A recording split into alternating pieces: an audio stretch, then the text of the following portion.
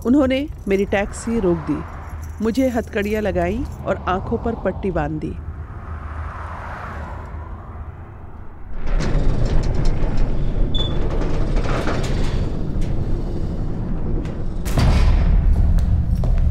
मुझे कुछ ठीक से दिखाई नहीं दे रहा, बस ये पता है कि वो मुझे एक छोटे कमरे में लेकर जा रहे हैं। गार्ड ने कहा अपनी पतलून उतारकर मुझे देखो। मैंने एक एक करके अपने कपड़े उतारे, अपनी पैदाइश के दिन जैसी बढ़ाना। मैं कांप रही हूँ।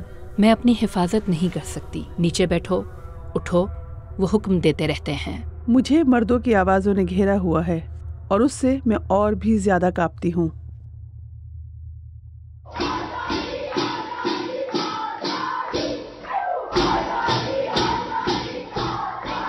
ईरान में औरत ज़िंदगी आज़ादी नामी तहरीक के आगाज़ के बाद से हज़ारों ख़वातीन को गिरफ़्तार कर लिया गया है। दारुल हुकूमत तेहरान में वाक़या एवन नामी जेल उन जेलों में से है जहां इन ख़वातीन को भेजा जाता है।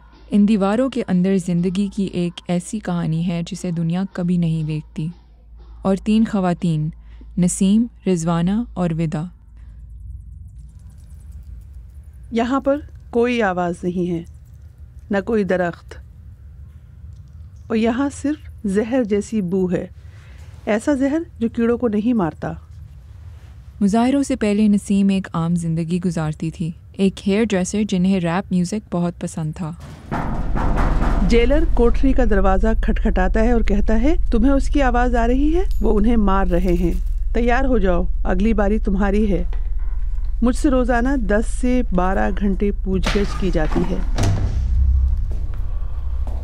मर्द यहाँ हमारे साथ जिनसी बदसलूकी करते हैं और किसी को फ़र्क नहीं पड़ता।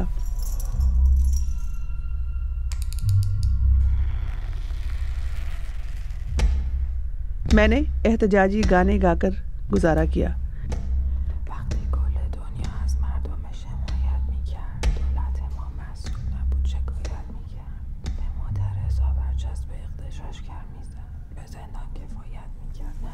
जब आपके किसी दोस्त को गोली मारकर कत्ल कर दिया जाता है तो आप हमेशा के लिए बदल जाते हैं। लेकिन ऐसे लम्हात भी आए जब मैंने सोचा कि ये तारीकी कभी ख़त्म नहीं होगी।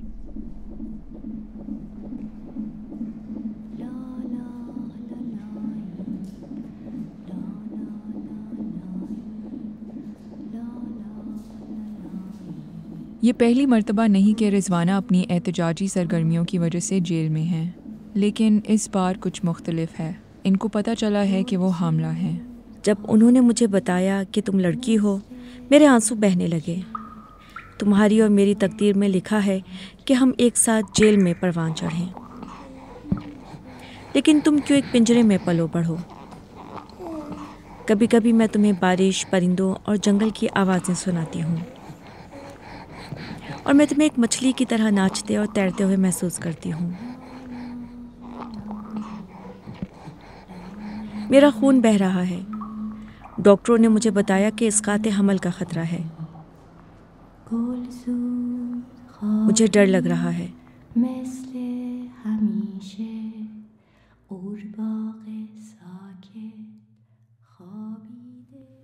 सीढ़ियों के नीचे अंधेरा और गंदा हिस्सा वो जगह है जहां विदा और उसकी सहेलियां मिलकर बैठती हैं।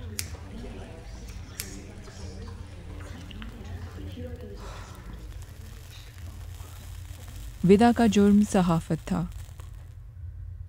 इन दीवारों के अंदर पेंटिंग और यहाँ के कैदियों ने इसे ज़िंदा रखा हुआ है।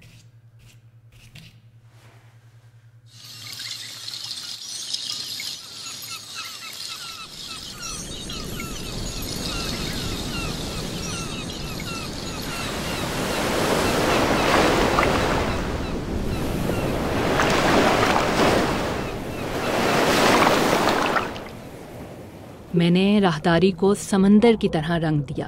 ये समंदर की गहराई में गिरने जैसा था। गार्ड ने कहा कि अगर उन्होंने कोई भी सियासी पेंटिंग बनाई तो वो उनके रंग छीन लेंगे।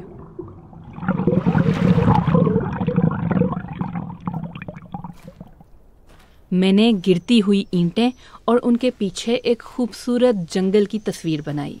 नरगिस ने मजाक में कहा वो भागकर पेंटिंग में कूद जाएगी, लेकिन हमेशा दीवार से टकरा जाती है। उन्होंने रात को पेंटिंग पर स्प्रे फेर दिया। 4 माह की कैद की तन्हाई के बाद नसीम को अपनी सज़ा का इंतज़ार करने के लिए मरकज़ी वार्ड भेज दिया गया है। जेल ने मुझे खेल लिया, मैं सिर्फ रो सकती हूँ।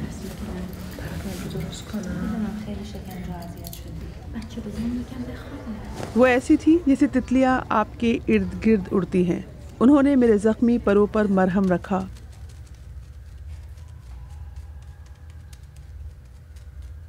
हर सुबह सरविनाज मुझे जगाती है। हम सोचते हैं कि ऐसा क्या करें कि हम ये कह सकें कि एक और दिन जीने में कामयाब हो गए हैं। ये भूलने के लिए कि मुझे सजाए मौत का सामना है, मैं खाना पकाती हूँ। मैं नरगिस के लिए फ़िक्रमंद हूँ। वो बहुत बीमार है। मुझे मालूम है, लेकिन वो स्कार्फ पहनने से इनकार करती हैं, इसलिए वो उसे डॉक्टर के पास नहीं लेकर जाते। हाँ, मुझे मालूम है। रिजवाना, तुम्हें आराम की ज़रूरत है। तुम हामला हो, मैं तुम्हारे कपड़े धो देती हूँ। तुम्हारा बहुत शुक्रिया। मेरी प्यारी बच्ची महफर, तुम 7 हफ्ते से भी कम अरसे में पैदा होने वाली हो।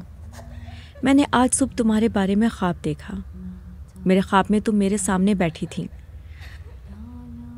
तुम इतने गुस्से में, उदास और सवालात से भरी क्यों हो?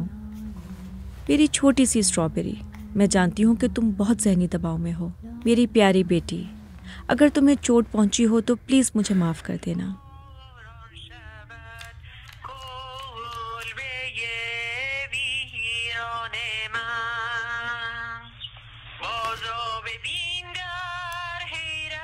एक वार्ड में 70 दूसरी ख़वातीन के साथ आपका बंक बेड ही आपकी वाहिद जगह है। जेल की चादरें विदा की कैनवस हैं। वो जेल की खिड़कियों से पहाड़ियों को देखती है और मौसमों को पेंट करती है। खिज़ां, सर्दी, बहार, गर्मी और फिर दोबारा खिज़ां। वो पख्शान की पेंटिंग बना रही है जिसे सजाए मौत सुनाई गई है ताकि दुनिया इसका चेहरा देख सके। जब मुझे सजा मिलेगी तो क्या तुम मेरी तस्वीर बनाओगी? ऐसा होने तक इंतजार करो। पुख्तान के बाल अभी इतने सफेद नहीं हुए। मैंने अभी तक नहीं किया वरीशे, ये सिर्फ चादर की सफेदी है। हम वरीशे से मजाक करते थे कि तुम अब भी अपने बाल डाई क्यों करती हो, तुम्हें फांसी होने वाली है। हम ये यकीन नहीं करना चाहते इसलिए हंसते हैं, लेकिन अंदर से हम बहुत खौफजदा हैं। इस तारीकी के बावजूद ये औरतें अपनी ज़िंदगी में रंग लाने के लिए छोटी छोटी कोशिशें करती रहती हैं। नरगिस की शरारतें हमेशा अच्छी लगती हैं, जैसे वीकेंड्स पर वो गाती है।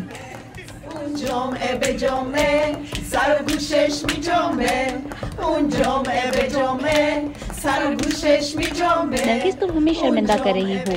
तुमने नोबेल प्राइज जीता है, थोड़ी सी तो बावकार होने की कोशिश करो। जेल वाले इसके होंठों से लिपस्टिक उतारने की कोशिश करते हैं, लेकिन नरगिस इनको 1 सेकंड के लिए भी ऐसा करने नहीं देती।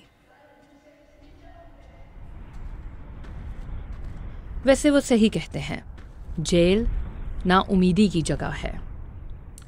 अकेले में ये एहसासात नाकामी की तरह। कभी कभी मैं अपने आप से पूछती हूँ, मैंने ऐसा क्या किया जिसकी वजह से मैं जेल पहुँची? क्या इससे कोई फ़र्क पड़ा? मेरे सारे दोस्त ईरान से चले गए हैं, एक एक करके वो चले गए। लेकिन अगर मैं चली गई तो मैं हार मान लूँगी।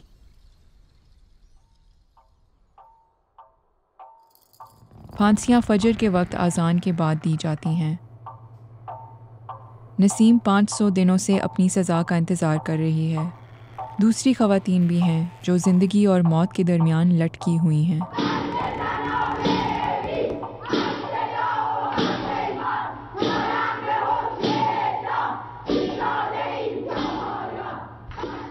हर मंगल को ख़वातीन फांसियों के ख़िलाफ़ एहतजाज करती हैं।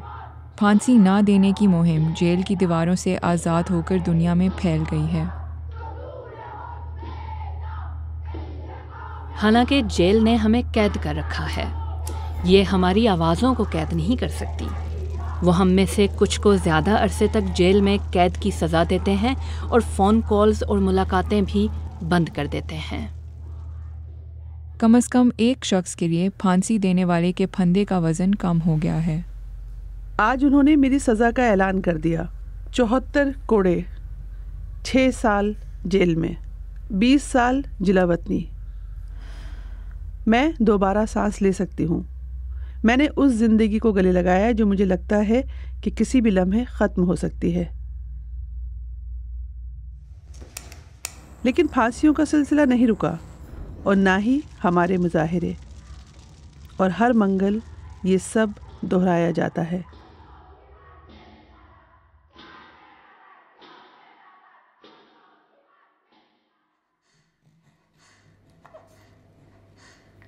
मेरी प्यारी महफिल, तुम आ गई। मुझे माफ़ करना, मेरे पास तुम्हारे लिए दूध नहीं है। ये जेल में ज़हनी दबाव की वजह से है।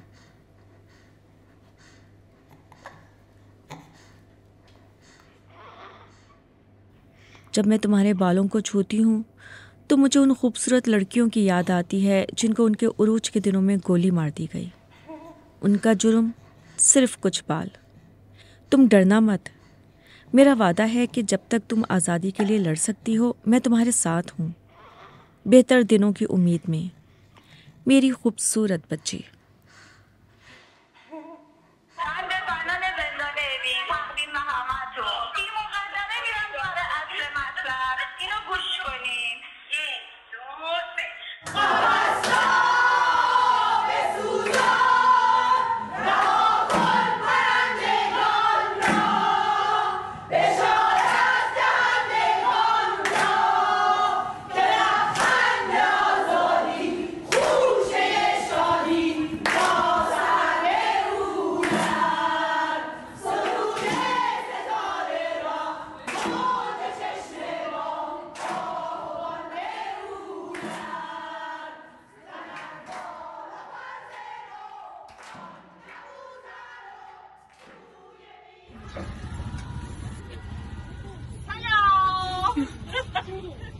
سلام، حال شما خوبی؟